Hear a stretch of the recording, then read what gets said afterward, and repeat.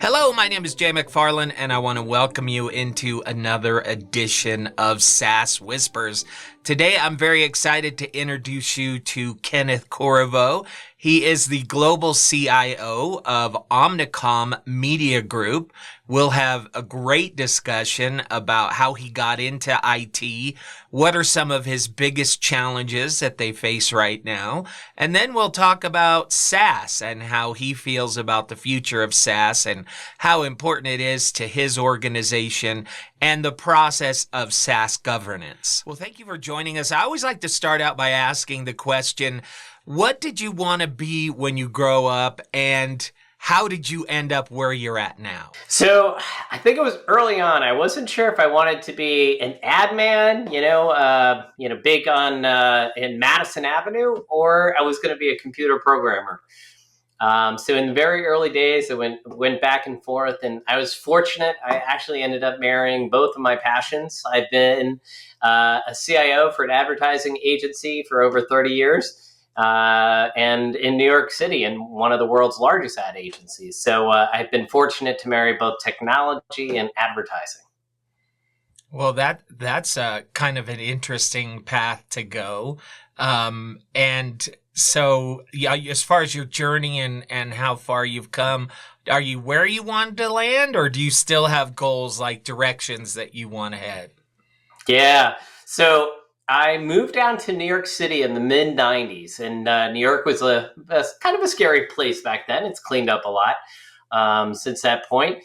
And when I first moved down, I was an email administrator back in the days when people had no idea what email was. So I started teaching people how to use email. And so my career progressed from being the email administrator and teacher to the global CIO. So it's been quite a journey at the organization. And as Omnicom being a big company, they had a number of different divisions. So I was also fortunate enough to move from creative to digital and different parts of the organization and company. So, if I look back over the last several years, the use of technology has really become forefront in the organization. And I think that's what excites me today in the space, in the technology space. In the early days, it was in the back office and, how you would use it as a tool, which was great. But I've always advocated for technology being part of the business. And today you almost cannot have a conversation, in the organization that technology doesn't come up in some way, shape, or form, whether it's a piece of software that, is driving something that's going on in the group or the division. It's a bit of data. It's an application that is assisting in collaboration. Or really looking at workflow, which is something we're doing more often now, and how can you automate pieces of that workflow? So, it's really interesting to see where technology has gone from this back end sort of piece to really being such forefront. And I would say most companies to a degree consider themselves a, technology organization. It's what are they doing with the software to help drive their business forward? Yeah, I mean, honestly, I think about all the ways just that I individually use technology and then at work. I can't imagine a world without it. I can't believe we used to function without it. And I think back, like, for example, during the pandemic, the fact that the world kept moving. And that was because of technology. If that would have happened 15 years before that, I can't imagine how different the outcome would have been. Right, exactly. And even 15, give it 10 years before that, right? Just think of where Zoom was, and then Teams like catapulted, to the forefront. That didn't exist, a few years prior. We're on Skype and WebEx, as platforms, and you just see the leap in tech over the last couple of years. It was just, to your point, what we were able to still continue to do as a organization, as a society, was pretty crazy. Yeah. And where I'm at, we're still home office, and none of us really want to go back because we don't have the commute. We don't have any of those problems. So quality of life has gone up considerably. Yeah. Yeah, absolutely. I definitely think the quality of life of the commutes going down into the city, I save myself 3 hours a day in that. At the same time, there is something to be said about that office atmosphere that I think, as a somebody that's been around in the business for a long time, we're used to, right? You're used to that office. But I don't think the younger generation that are coming out of college understands that value that they're missing today from, the water cooler conversation, being around when a project is kicking off, that atmosphere of people, that you just kind of learn, and you're at the right place at the right time for recognition. So, I think there'll be a gradual bring back, to the office. More people will be there, in the next several years, and there'll be a better balance there. Yeah, I totally agree with you because so many great ideas don't happen in the conference room. Like you said, they happen at the water cooler or somebody stopped by your cubicle and you're Yeah. talking about a problem that you would have, and together suddenly that light bulb goes off. And if you're only talking in Zoom meetings, the odds that that's going to happen go down dramatically. Yeah, because the Zoom meetings are purposeful, right? The Teams meetings are purposeful. You don't just randomly call somebody and go, "Hey, do you got 2 minutes?" Right. Where if you're sitting at your desk, somebody walks by, they're like, "Hey, I've been meaning to ask you something," or "What do you think about this thing?"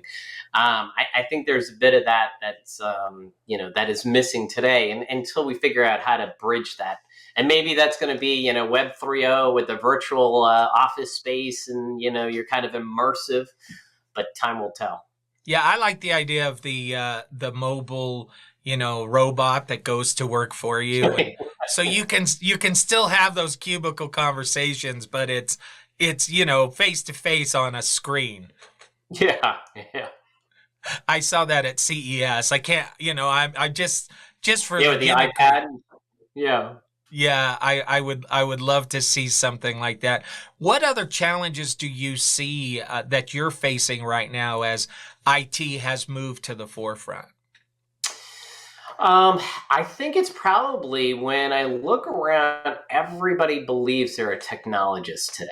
And I think that's great because it exposes so much capability around technology. But in an enterprise organization, I think it's hard for us to keep up with the pace, because there's only so many of us and there's so many of them. So, keeping an idea of an enterprise and the security layers that you need to put on top of things, and really the governance and the guidance. It's easy to find anything on the internet today and download a free trial of it. But where is your data going? Who owns that information in that period of time? So it's probably the most challenging part is, enabling that, in our community, and yet at the same time making sure we do have the guardrails around it, for protecting the business data, the business information, and the enterprise. Yeah, I totally agree with you.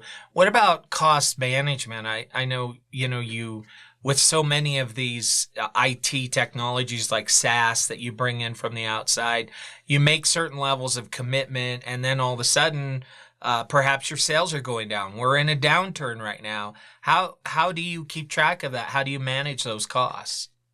Yeah, I think when we look at that, yeah, we have a process that somebody goes through in order to procure different pieces of equipment or pieces of software. But those are the ones that follow the process. I think the free trials that are out there, or the programs that somebody individually will sign up for and then submit, through an expense report or things like that. I think that adds a layer of complexity. As a global organization, we may have one market in one region that selected a certain piece of software that is repetitive or duplicative of a piece of software we already have in another market in another region, right? So putting our arms around that information becomes a challenge to make sure that we have visibility into that. We try to ensure that we have efficiencies of the spend. But it kind of goes to the old shadow IT that happens out there, and it's not from a IT department, but it's from our user community that are out there. Yeah, and I just speak from my own experience. I need some type of software. I don't necessarily go to the IT department. I go to Google and I'm Yeah, like, right. right? And I see, oh, there's this cool little software and oh, there's a free trial. And next thing you know, I'm putting it on the company card because it works so great. And if everybody's doing that, Yeah. you can't keep track of costs. You can't keep track of your security exposure. I mean, that can be really problematic. Yeah, absolutely. And I think above the cost, I believe it's a security exposure potential, right? And to me, it's not just the security exposure, but where is that data layer? Where is that data going? And that adds to the security, but that's a little bit. It's not about the vulnerability side of it. It's really about the integrity side. Yeah, absolutely. So, what is your general opinion about SaaS? Do you prefer it over on-prem, or is it kind of a mix for you? Where are you at? Well, I would say that I'm very pro SaaS with the right policies, procedures, guardrails, governance in place. I think it has been definitely, beneficial for organizations. Ours specifically, when I look at the how it's helped us leapfrog in certain areas. Again, when we talk about the pandemic, much of our environment was SaaS based, so that gave us an opportunity and a benefit at that time. It was easy to access from anywhere because you were pretty much set up. We do have a couple of legacy solutions, and we turned to Citrix. While we did have our Citrix farms, we had to vastly expand that during the time period in order to make sure that we could accommodate everybody during the remote session. So when you balance that with the SaaS, it was definitely an advantage. However, when we look at the exposure that SaaS brings us, and we look at this is the hottest item today, and then somebody else has the next hottest item tomorrow, I think that constant reviewing, of the right platform, the right technology, challenges many organizations today in order to keep up with it. There's Yeah. always the next greatest thing out there, and you have to make a decision at a point in time, but you don't want to keep pivoting, right? You want to get that value of the investment and the training and the subject matter expertise that you work to obtain. You don't want to keep jumping to the next one, and then you can't have five of the same platforms, right? Maybe you have two for reasons, but you don't want to have multiple when you look at what's out there. Yeah, and then you have all your data over here, and all of your staff know how to use that. And now suddenly we're going to migrate. You've got a training expense. You've got all of that going on.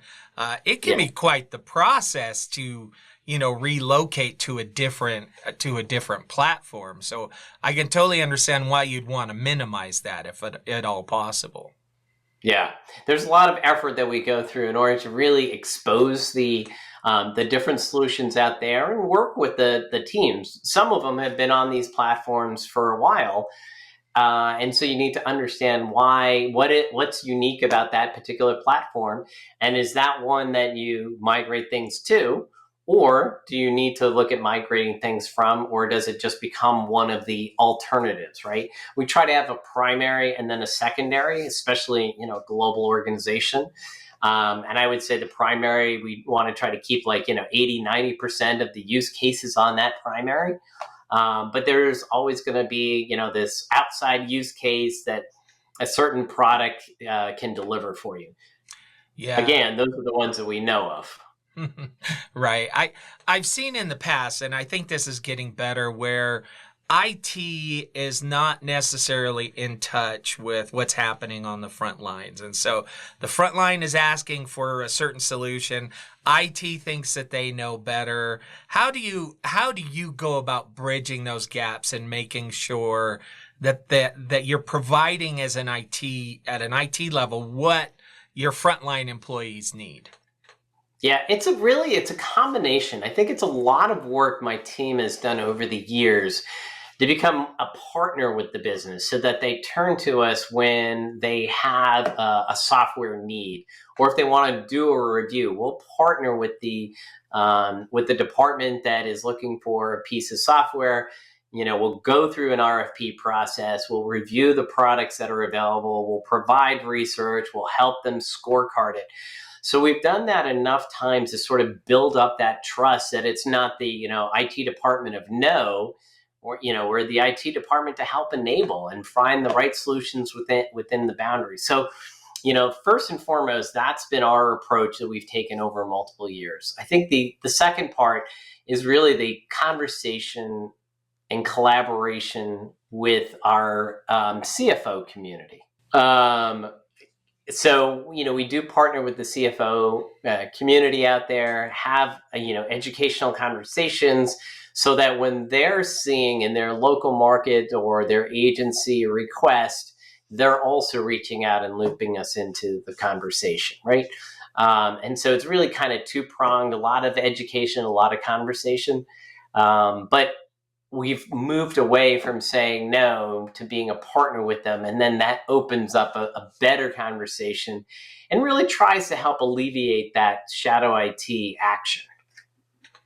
Yeah, it's so important. I'm just curious about your opinion. I feel like with SaaS, initially, these companies came out with very targeted individual services, and they became very good at it. Kind of like, to me, it reminds me of when cable started to go to all these streaming services.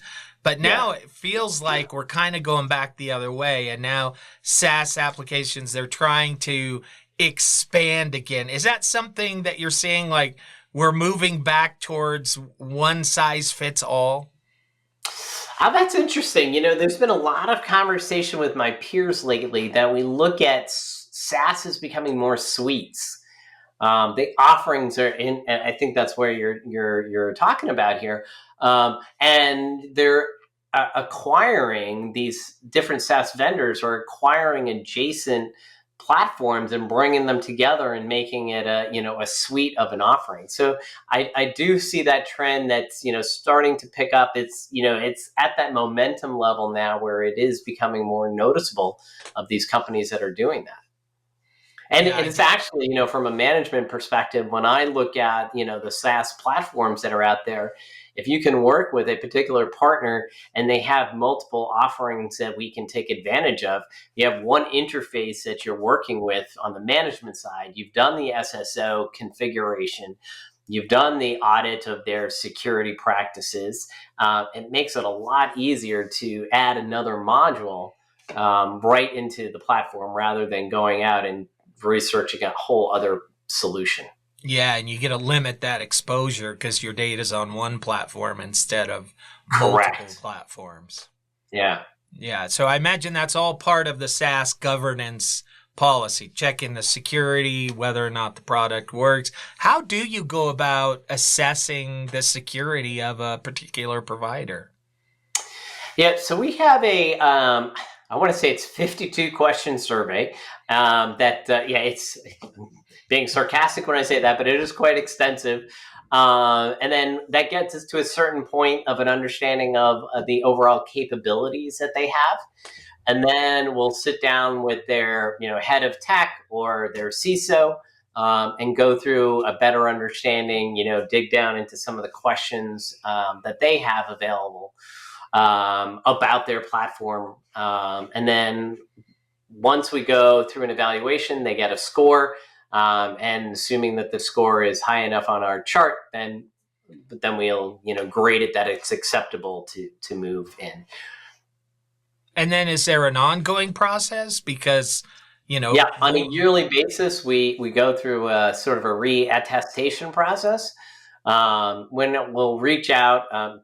Shorter survey, basically, have you changed anything? How are you doing? If we notice they have a new module or something, we'll inquire around the module. If there's changes in the data law or the data that we're sharing, that will cause us to reach out and have a review with that SaaS vendor. Yeah, that's interesting. It'd be great to get a scorecard, though. Yeah, Yeah, exactly. Something that automatically generates. Right. I Yeah. I'm curious, have you had to say no to somebody because they didn't pass the questionnaire? Yes, we have, and not once, but multiple times. We've actually even because we're going back over some of the platforms that we have out there on a global basis. We've actually moved away from vendors that we had been on for years because they didn't meet the security guidelines that we've set forth. Yeah, and did they try and change and come back, or did you just move on?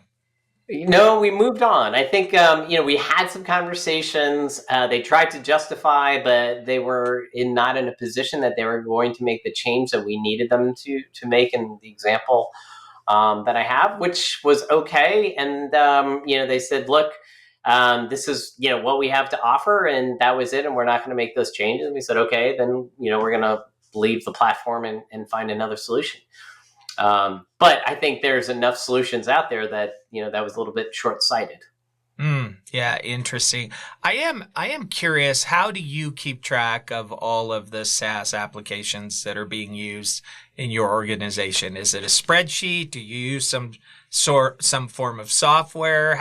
How do you manage all of that? Yeah. So it's between ServiceNow, a spreadsheet, and then there's one application. I'm drawing a blank on the name. It'll come to me in a little bit. But so we have three, and the other application we used it more for GDPR compliance and things like that. And they had another module that we leveraged to do this, but we've gradually moved most of it over to ServiceNow. So you're not just looking at a spreadsheet and hopefully it's all up to date. Yes, hopefully. But on a global basis, I would say we try between the spend reports that we get, so you can see what software or whatever people purchase. Ariba is a partner of ours, so we can put it through there, and you can understand the categories and classifications. And then just through the various software platforms that go out there that we have out there that really do a sort of a scour over the network and bring back the different pieces of software that it discovers that are out there. And we try to go through that at the same time to really pare down a list because it is quite extensive, the software list that you see out there. Yeah, I'll bet. And always trying to grow. And so you're always trying to kind of tamp it down a little bit. Imagine it's a constant process. Absolutely. It's a give and take the whole time. Well, very good. Well, listen, there's three questions. They're not SaaS or IT related, but we love to ask these questions just to kind of get a feel and help people out, if you don't mind. The first question is, what are the top qualities that you look for when you're hiring somebody? So part of it, I would say, is the experience. It's what has that individual been recently doing, and what is in their history. Coming to the table, when I think about the last couple of hires this past year, in my department, we made 3 key hires. So it was relative experience of what just happened, or what they were just working on, and the role, whether it was an RPA or HRIS systems role that we were looking at, security role. But the other component is really, what is that personality to fit into the organization? So there's that knowledge base, and then there's a personality base. How are they going to mix in with a media advertising organization? We're a little bit chaotic at times, and I think that's also what is exciting about it at other times, and keeps the excitement of the people going. And how do you bring that and the technology piece together to their leadership positions within the organization? Yeah, I always think that's the hardest part of hiring is you can see the experience and you can assess that, but knowing if their personality is going to jive with the personality of the group and the overall organization, that's very hard to discover through an interview process. Yeah, yeah. And a lot of times I'll have the sit down coffee conversation to really get to know the person. outside of just their business experience, but what do they do outside? What are their passions? What are their interests? And how does that eye contact, how does that feeling go together? And a few other people on the team interview, and you kind of like say, yeah, I got that same feeling from that person. And yeah, they're gonna make it. They're gonna gel really well, and that makes a difference. Yeah, absolutely. Especially with so much turnover this year, right? Yeah, absolutely. I love that idea. Just the coffee, sit down, just chat and get to know them. I think that's a great suggestion. Another question, favorite books or podcasts that you're listening to right now? All right, let's see here. Favorite podcast right now is You Could Have Anything, Just Not Everything. Mm.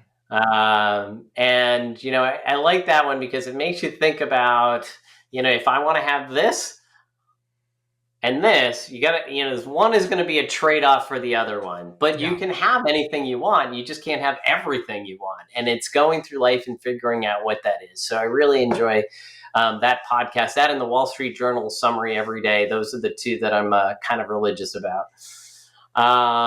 As far as a book, I just finished reading a Clive Cussler book, and then The Phoenix Project. So those were the two recent books that I've just finished reading, which were really fascinating.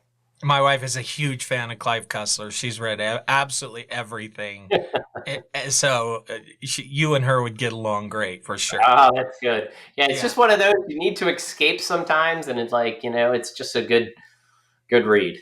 Yeah, absolutely. And final question, a quote that you live by. Life is short, live for today. I love it.